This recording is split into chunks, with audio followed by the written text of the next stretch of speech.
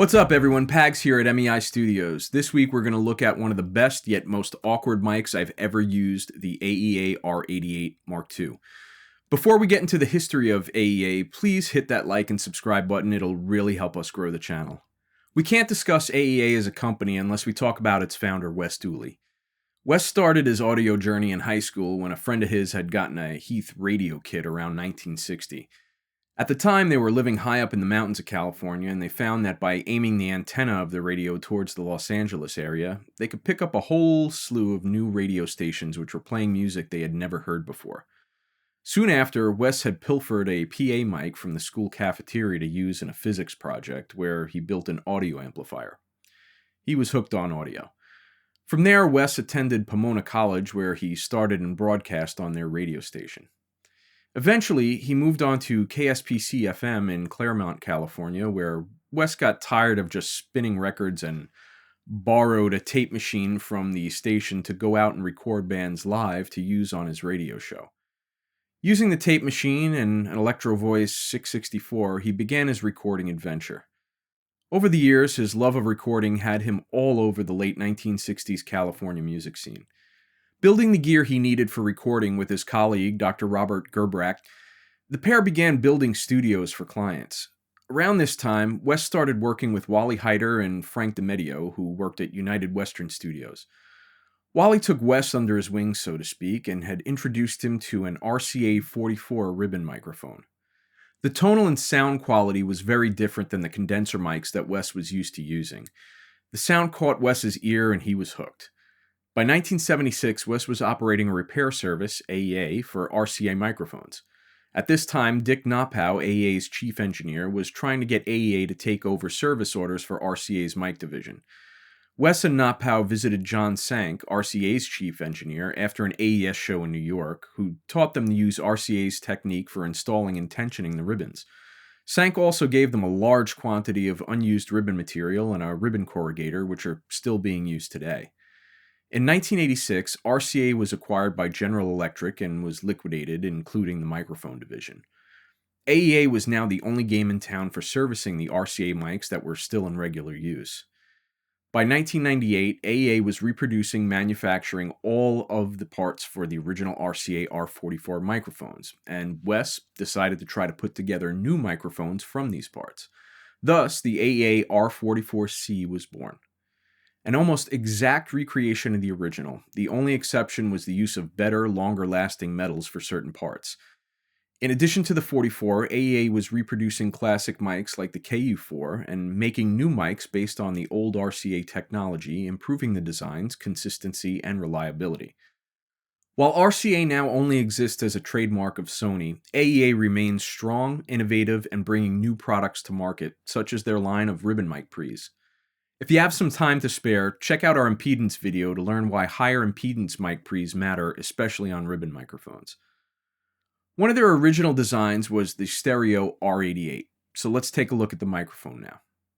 Weighing in at an impressive 2 pounds 9.8 ounces or 1.19 kilograms and measuring a whopping 15 inches or 38.1 centimeters, the R88 is easily the largest physically in our collection. A sturdy mic stand with an ample counterweight is crucial to getting this mic positioned properly. AEA released an alternate version of the R88, the R88A, which is an active version of the mic. There's a different transformer and an active FET gain circuit in the mic, which allows for just about any mic pre to be used. The version we have in the studio is a passive R88 Mark II. Since the mic expects to see significant impedance at the pre, we usually only use our R88 with our AEA RPQ 500 preamps. The high impedance allows this mic to really shine and have a beautiful full bottom end. And don't we all love a nice full bottom end? Something we didn't really get into in our ribbon mic video is the difference between far field and near field ribbon mics. Near field ribbon mics are designed in a way that lessens the, in some cases, extreme proximity effect that ribbons are known for. I doubt the Crosby brothers would have had much of a career without this. Proximity effect, for those new to audio, is the buildup of low frequencies when a source is in close proximity or a very short distance from the mic. Here's a quick example. This is my voice 6 inches away from the mic. This is my voice really close to the mic. Mics such as AEA's KU5A are meant to be placed near a source and have a physical mechanism built in that reduces the low-end buildup. This is why a KU5A sounds phenomenal on low brass like trombone and woodwinds like a bari sax, and it's not overbearing in the low end. And this is not to say that it doesn't sound amazing on other sources, but it handles these situations like a champ, which is why it's one of our go-to mics for brass and wind instruments. We'll be doing a video on this mic in a future episode. The other side of the spectrum is far-field ribbon mics. Mics like the 44, the R88, and N8 are meant to be used from a distance of at least a foot back from the source. The R88 is designed to have a clear, balanced, and natural sound at a distance of up to 20 feet or more from the source. When you use these mics close up, the bottom end can start to boom, which may be exactly what you're looking for, even though it's not the intended purpose of the mic. There's nothing in front of these ribbons, and there's nothing to help redirect or reduce the proximity effect. As most ribbon mics of this type are, they have a figure-8 polar pattern, meaning they can pick up from the back or the front, but pick up very little on the sides. With a pair of these mics, like the R88, they lend themselves perfectly to mid-side configuration. This is another topic we'll be handling soon on this channel, which we kind of touched upon in our last Townsend mic update. You can check that out if you want to hear its effects now, or wait until we do the deep dive into it. The R88 comes with a swivel mount adapter to allow for positioning of the mic properly. Since the mic is a bit bulky and normal type of connection can sometimes make things difficult to get the mic in the right place, thankfully this makes things a lot easier to do. In addition, the mic comes with a semi-hard case, a storage bag, and a proprietary 5-pin to dual XLR cable, as there's only a single output for the two mic elements inside. I should note that there is an earlier version of the R88, the Mark I, that had a fixed connector on the end, which made positioning the mic rather kludgy, and a permanently attached cable. Though the sound of the mic was incredible, users did bring up the cable and positioning issues to AEA. As a response, AEA listened to their users and updated the mic to the Mark II not long after. Just something to note if you're looking to pick one of these up used, as some of the things that I'm mentioning here may not apply to the Mark I. There are markings on the body for reference in using the mic for either Blumlein or M-S setups. The long white line is the center line for Blumlein or XY, and the numbers are for the front or positive side of each element when using it for mid-side recording. There are also a plus and minus to remind you which side is positive and negative in respect to the mic's output polarity. The mic boasts an almost unbelievable, for a ribbon, 165 dB SPL at 1 kHz. It has a perfect bidirectional or figure-8 pattern at all frequencies, an output impedance of 270 ohms, so from our impedance video, we should be using a pre with at least 1080 ohms of impedance. AEA suggests a 1200 ohm load impedance or greater. Our AEA RPQ pre's will provide a clean 10K load to this mic, or should I say mic, since there are technically two in here. The frequency response is full of bottom end and has a graceful roll-off of the upper frequencies. I should note that this graph is actually what drew me to the mic in the first place. I found myself constantly having to roll off the top end and bump up the bottom of my drum overheads, and I saw this and said, that's the mic for me. Since the ribbons are perfectly aligned inside the mic's housing, phase issues are pretty much not a thing anymore for overheads or anything else we use it for. We're going to look at the mic in a few scenarios and in different configurations. We'll put it up over our player piano, over the drum set, and in front of acoustic guitar. We're going to try out the Blumlein position as well as the mid-side position for each. So, without further ado, let's get to the demo.